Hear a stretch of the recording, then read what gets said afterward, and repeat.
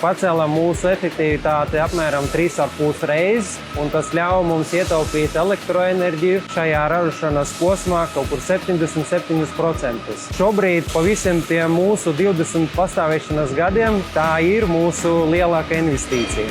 Mēs esam SIA Medcon ražošanas uzņēmums. Mūsu mērķis ir piedāvāt mūsu klientiem kvalitatīvu preci vai pakalpojumu.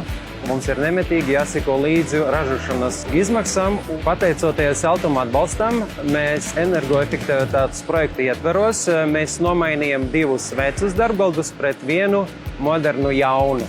Mēs investējām 1,1 miljonus eiro. Ar Altuma atbalstu mēs saņemam atpakaļ 30%, tas ir 319 000 eiro, kur mēs tagad varam ieguldīt mūsu ražošanas tālākajā attīstībā.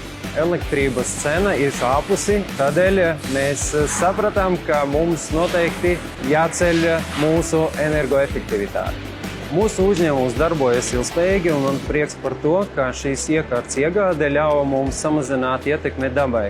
Tas ir CO2 emisijas izmešu samazinājums, plānots ap 6 tonnām gadā.